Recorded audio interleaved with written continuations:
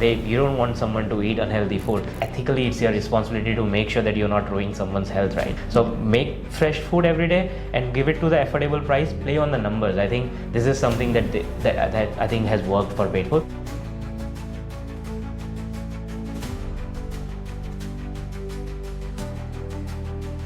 It has been a beautiful journey. I mean, starting up a business at Southern Cross, I mean, nothing better than that, because it's a spot-based business, and we have been very thankful for the customers, the way they have, supported us. So yeah, and we got to learn a lot more about the market, about the council requirements, about how things work legally in the market. So yeah, I mean, I would say, like, once you start your business at Southern Cross, you can do your business anywhere. It just felt like it's been like just 2 months, and we are here celebrating 1-year anniversary. So definitely time flies.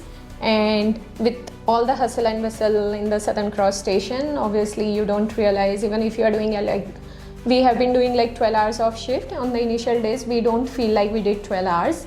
Yeah. It's something is always going on. It's very lively in the city. So yeah, time surely flies, but it's the city as well, which is very livable. So yes, something is always happening. My name is Bhumika. I came to Australia. I'll be finishing 8 years in December, on December 26th. So far, I'm loving the city, I'm loving the country. There has been ups and downs, but yeah, I see myself here in the near future. I don't feel like going back anymore. But yeah, like, I started my journey here with Dun & Bradstreet. I used to work as a collections officer for NAB, and then I moved to MYOB. I always get emotional when I think about MYOB, because I have spent 5 years of my career with Mayo, such a beautiful company to work with. And then obviously I worked with a startup, Papaya Global. I was there for a very short duration of time, but yeah, it was a great journey, learned a lot from the scratch. And then yeah, here I am doing the business. We started with Dropout Chaiwala. Now I have my own brand, which is Patefull in Clayton. So yeah, so far this has been my journey in Australia. Yeah. I came here like nearly 18 years ago. I came when I was very young. I'm still young, but I studied IT here. Went to Swinburne University. Then I joined IT. Been doing IT for, like, I'm a technical test lead, so I've been doing that for nearly 13 years now.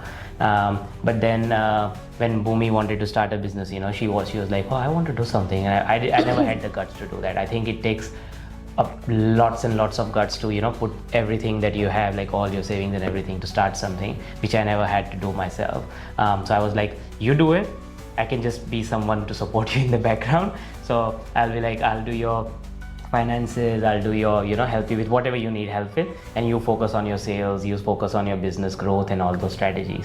So yeah, for 1 year I've been doing that for her. So I'm trying to help her out with all the background stuff while she's busy with all the front end stuff doing it. She found me. So my dad had created a matrimonial profile for me. I was here for a while. My dad is like, you gotta settle down. I was like 27, 28 something.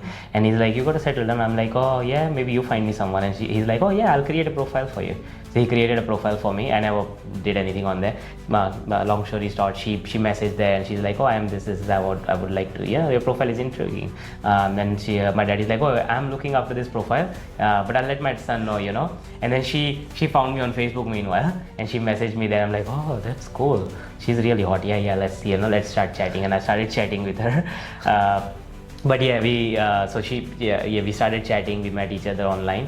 Her family obviously didn't know, because her family is very old school. So they didn't believe in all this online meeting and all that stuff. So we cooked up a good story there. Like because we are from the same community, we both are Sindhis. So somehow you can connect the dots. Like there was someone in the family who knew someone there, and we made up a story. That oh yeah, they're going to her family and saying, oh, we like your daughter for our son, blah blah, and then we met from there, kind of.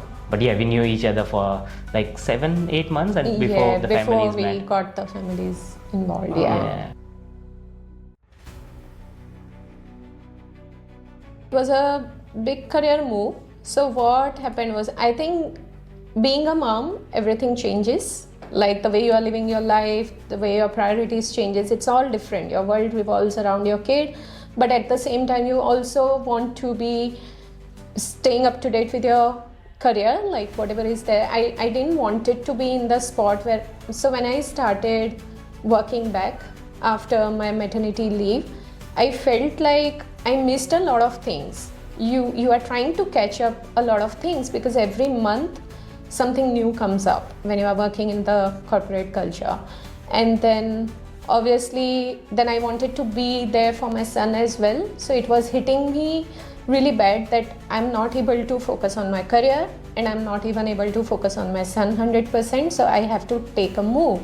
And then I thought the best move would be to start something on my own so that I have a flexibility for my kid as well as I can, do something which I have always dreamt of. And food has always been my passion. Like even though I didn't had a restaurant, I think I always used to love hosting the parties and then making some fancy food and all of that. So which I still enjoy doing it. So that was the whole reason why I wanted to enter into the market specifically for the food business. And I think we started with a cafe because the initial idea was, if I didn't wanted to go all into the full-fledged restaurant model because then I can feel overwhelmed. So, and then I used to love chai as well, and it was hard to find chai here in Melbourne. So then I was like, why not start with a chai cafe, and then rest is the history. And I think getting the spot like Southern Cross, obviously it boosts your confidence. The spot itself has a lot of potential, like it helps you grow without even doing any sort of marketing that needs to be done for the new business. So I think that all helped me. So yeah, but I would say it was definitely a big move. I think we also had a conversation where he was like, you are putting all your savings, and we had a huge mortgage because that time we just bought a new home and we had a baby. We had a baby. And then lots of people tell you, like, I don't know if you have heard, anyone who's trying to enter the hospitality, the first thing you will hear is like, hospitality is crazy, don't go in there. Because I had a couple of friends who had done Pizza Huts, and they would have done few other businesses that are like restaurants and stuff, and they were all like, you are trying to get freedom, but you're rather going into another job, and not just one job, you're buying two jobs at one go, because it's like 24/7 kind of, you're constantly doing something. But we were like, I don't know, we didn't want it to go with someone else. We are someone who always try to do it. It doesn't matter what people say, we try to go do it ourselves, and then we'll be like, okay, yeah, they were right, or they could be wrong. In this instance, I think we feel that it was wrong. And I think it's always like, when you take a decision, I would suggest when your heart says something, you should just follow it. Any decision you make, try to make it right. That's how it is. Like, and then it also comes down to, like the decisions you don't make always seems to be the better decision. It's always the case. So rather just follow your gut, just go with what your heart says. You could go right, you could go wrong, but at least you give it a shot. Like, I think you get one life, you have to do everything you feel like doing. So yeah, when we had a conversation, he was also like, you are putting up all your savings, you are not taking up any loan. Like, are you comfortable with this? We have a huge mortgage, this, that. I said, if I don't do it now, I don't think I'll ever do it, because right now, my heart, my brain, they both are aligned. They both want me to start something on my own, and this is the time. I'll make sure. I mean, when you start something on your own, obviously, it's not like you can just sit home and earn the money. There's no easy money in the market. But at least you are working for yourself. That altogether gives you a different level of confidence and motivation. So I think any person who is feeling we should do it, I think they should do it. Like, rather than thinking about a lot of consequences, because every job also has a challenge. When you work, you don't have a security for a long time. You can be fired anytime. Same way, it's a business. Maybe you will earn good money for 6 months, and after 6 months you will face 2 months of time where you are not able to earn that amount of money. But at least when it's your own business, you will try to figure out the ways how to make that right, how to keep that working. I constantly kept on thinking, and I always told her as well. I'm like, I always wanted to, move and switch. I was someone who always switched company every 18 months because I think I'm in IT, and IT is the industry, or be any industry. I feel once you start jumping, you're making more money. If you stay stuck at one place, you're not growing, technically or in any other way, like knowledge wise, but also your money wise as well, your salary and stuff doesn't increase. So I was constantly thinking in my head, like, okay, I'm gonna be stuck here now, because if I want to make a move, it's gonna be hard, because you need one stable income if something goes haywire.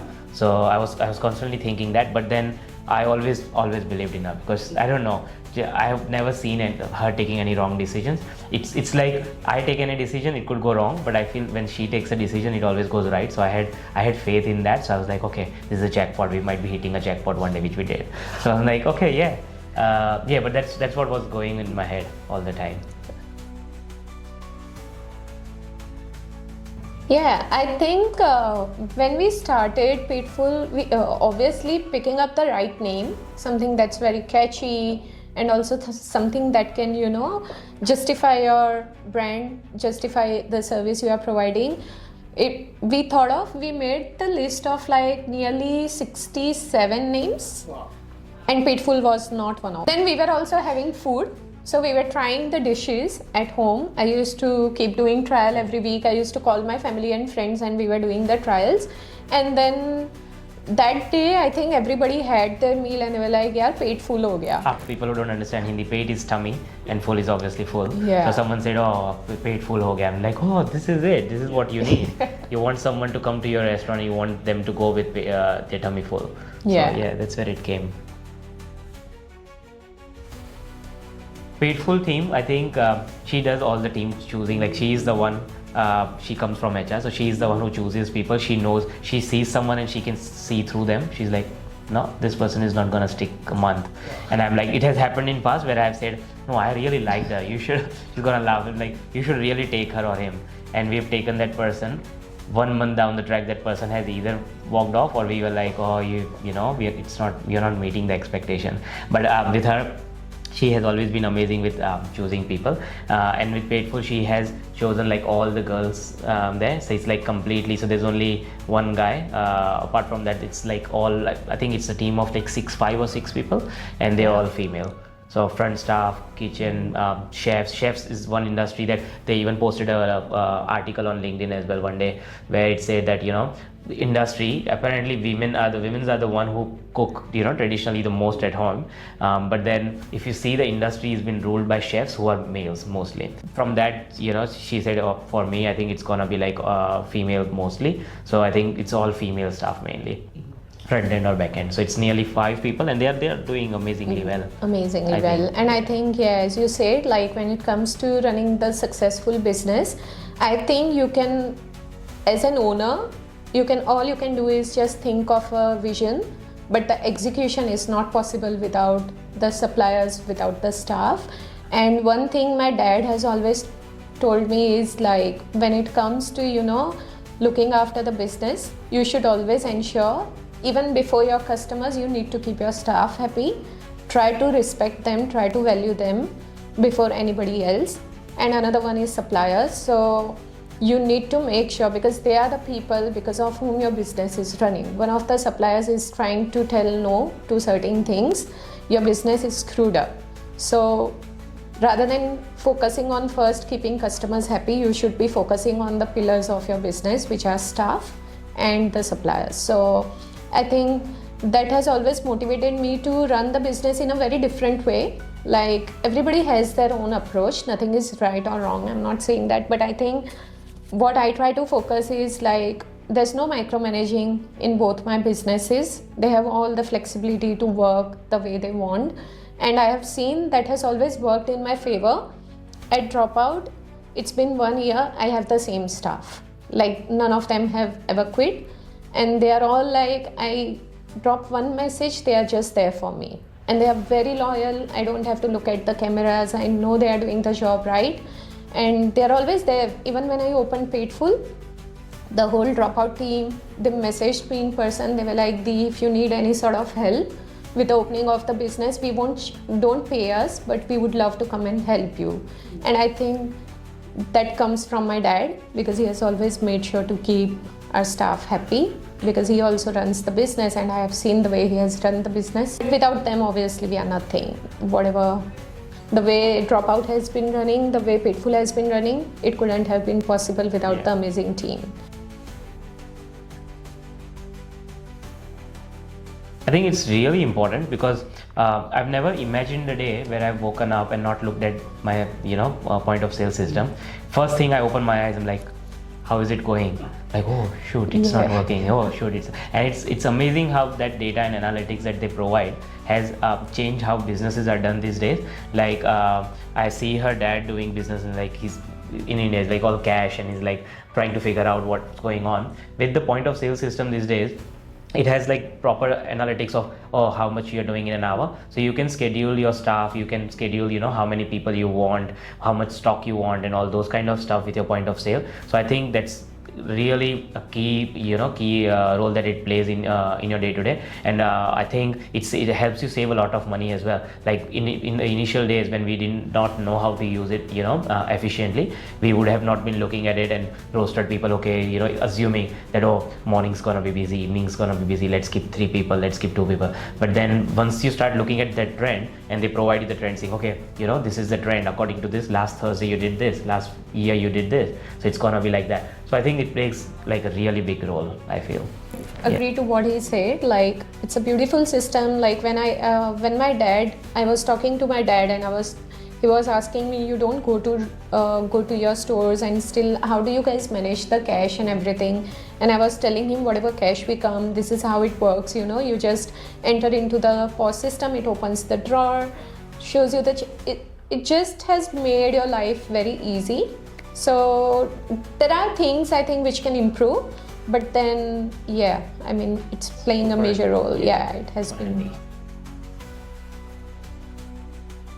Things that I feel should have been there in the POS system is basically, one is integration with Uber and other delivery partners, because we do use the online ordering system with our POS system itself, but then I think when you open the restaurant, Uber comes in place. Like it goes, there are 2 things which are always there. One is POS system, one is your Uber. Like everybody is using Uber. So I think any delivery partners you signed up with, I think it would have been nice if you can get the automated integration with the POS system, so that you don't have to keep like 4 or 5 tablets and keep managing all of them, and then you have to enter the order into the system and then get the tickets printed and all of that. It's a little chaotic, I feel, sometimes when it's the busy time.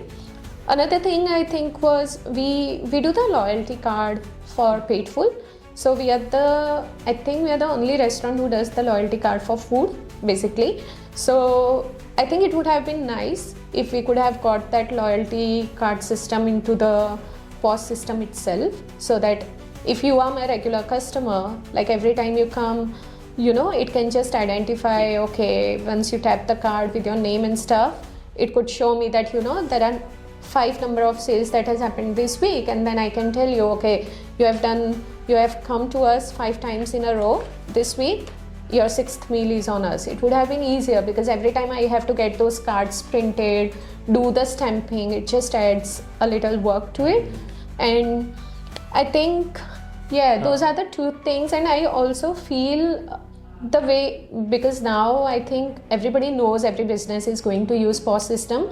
What I noticed is nobody pays too much attention to touch base with you on regular basis to see how it is going, because there are features that are there in our POS system which I never knew. So when I used to work with MYOB, I have worked as a client success manager. We used to work as an account managers for our partners, and then it was a must thing that I have to make sure that I touch base with them at least once a month, or according to their preference, so that you call them, you tell them about the new features in your system. So even though they don't want to use it, they might not use it, but at least they know that feature exists, and if they are growing, they can start using that feature. So that I think is missing, because it's been 1 year. I don't know what what POS system is doing new or anything. So I think that needs to be done a little bit. Yeah, there's one more thing I was thinking as well. It's the stock ordering and stuff that I was saying.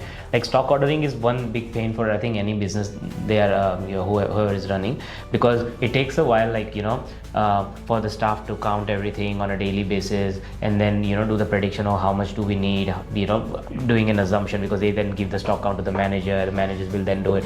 I feel if there is an option in the system itself, because the system knows the data, right, how much sales you're doing on any XYZ amount of day. If you can just put MOQ like, oh, this is the minimum quantity that we need for every product, and then every day the staff just all they have to do is, rather than informing the manager, they do the stock count, they just put it in the system. Okay, I've got 10 of this, 15 of those. The system can automatically tell you, oh, you're standing on this, this next week is looking really busy, I think you should order XYZ amount. It can do the analytics on its own, see, because it has the data already. So I think that's something that could be added as well in the system, and it could make, I think, life way easier.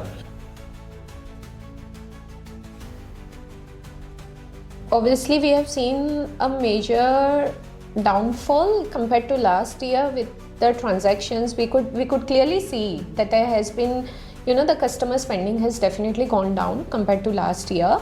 But what I believe is, if you want to run the smooth business, it has to be in the favor of customers as well. It shouldn't be always in favor of your profits. So when I started Patefull, we came up with an idea that we don't want to target very high level of profit margin. What I want to do is like customers to come to me, enjoy their quality meal with the favorable prices. So that's something, so we came up with, and obviously we were seeing the trend. So our target was to provide something within the budget friendly.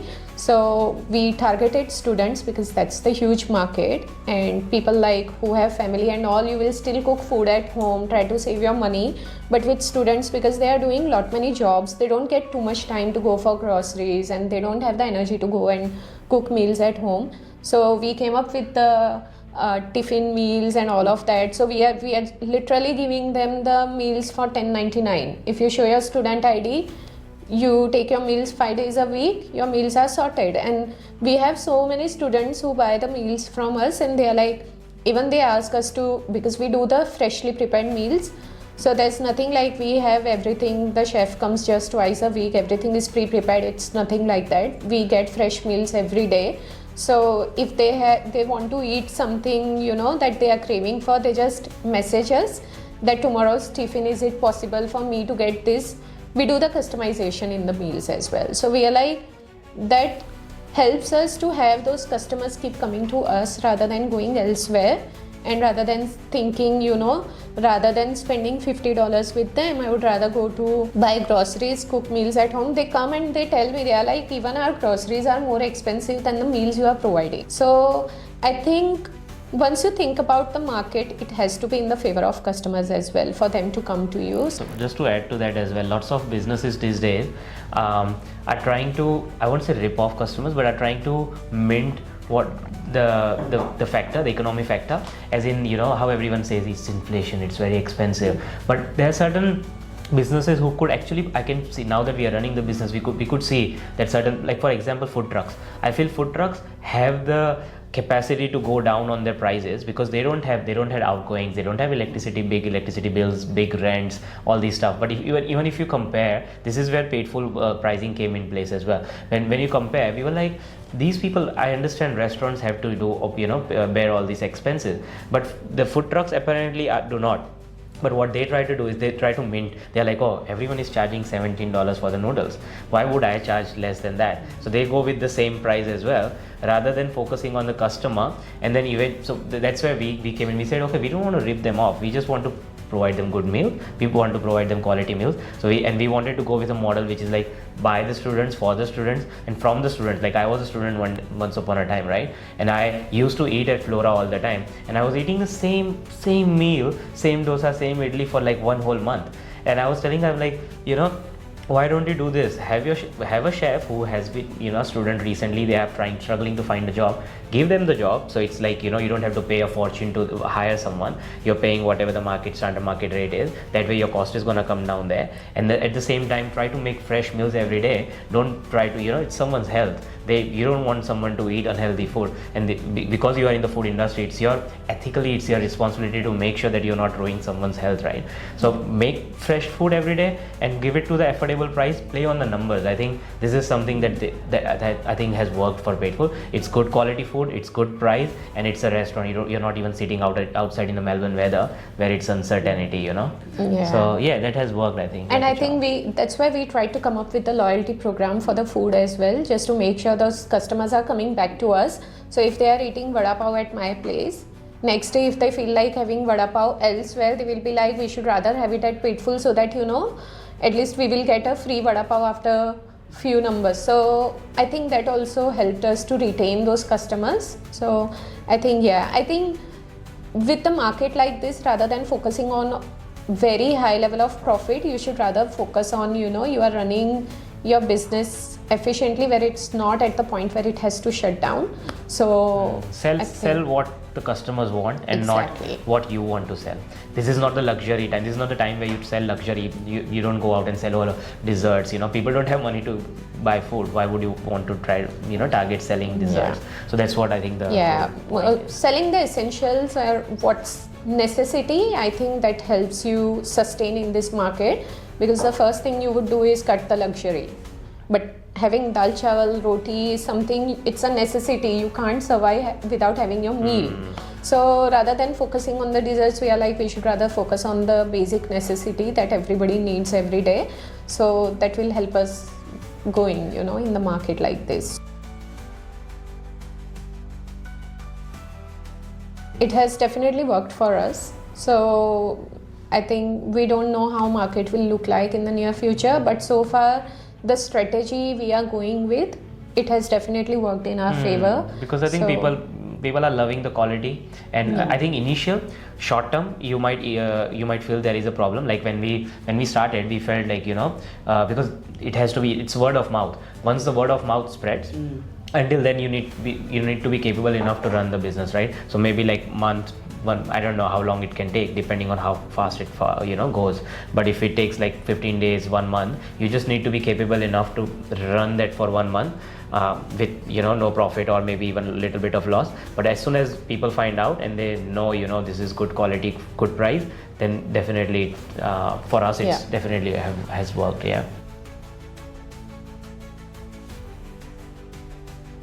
Being a mom, everything changed for me.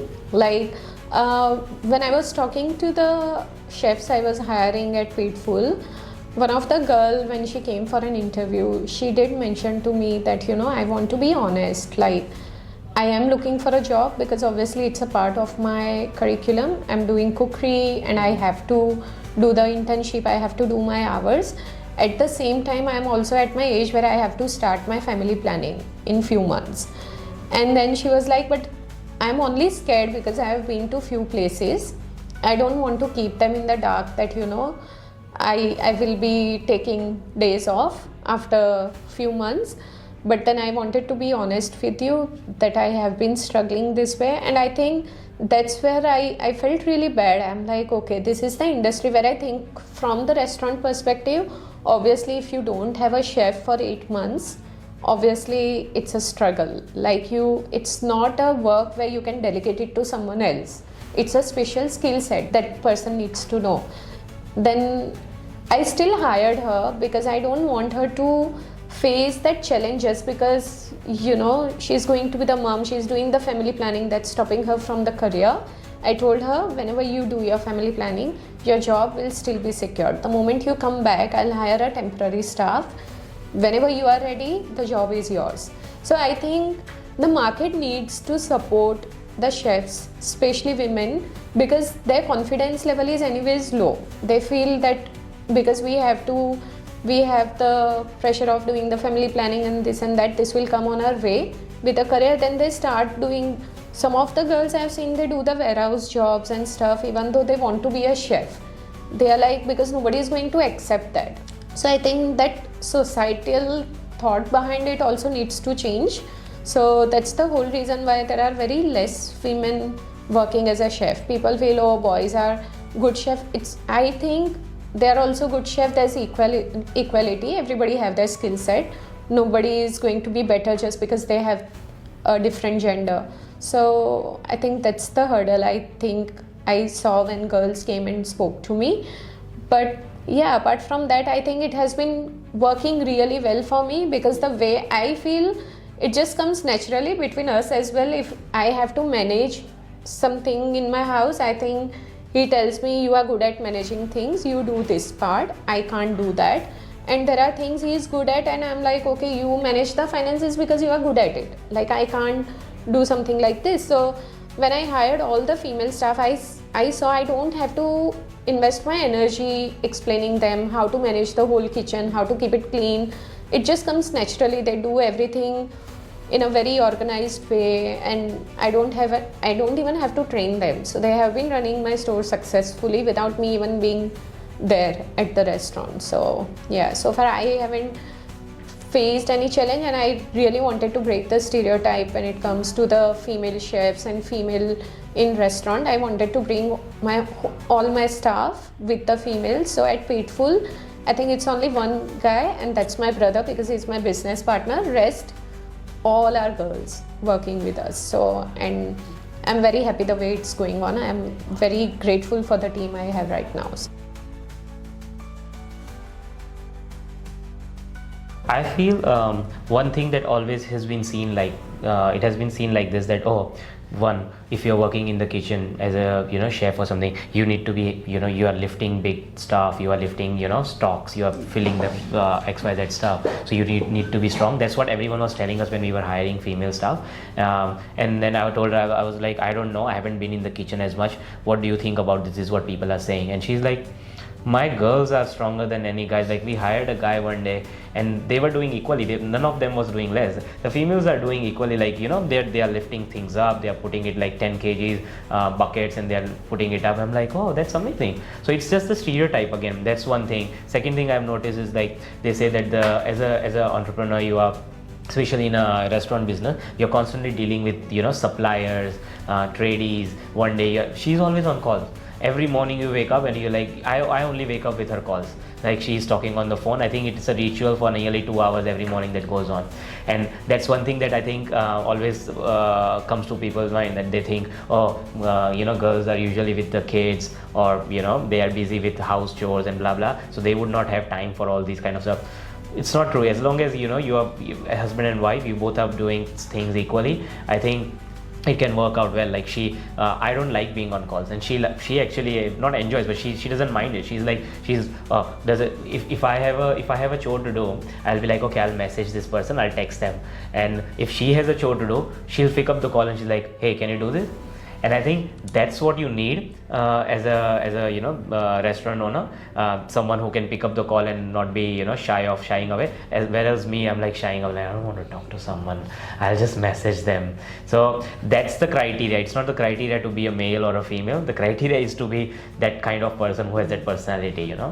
So yeah, I think we should not be judging or stereotyping based on girl or female. I think but yeah, based on what your passion is, kind of. No, and I don't think I have faced that, to be honest, because when I opened Dropout, obviously I have more of a female staff again there, but then I have 2 boys as well.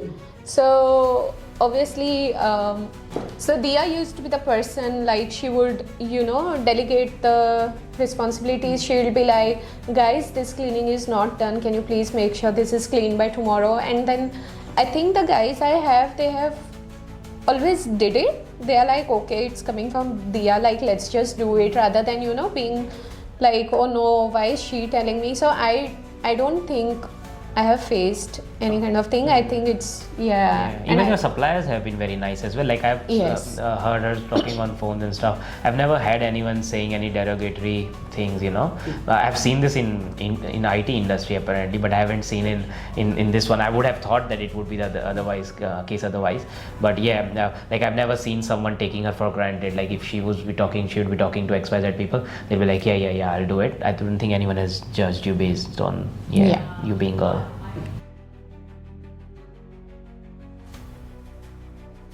I think, to be very honest, let me put this across like that. So when my dad was working, I've seen him working 24/7.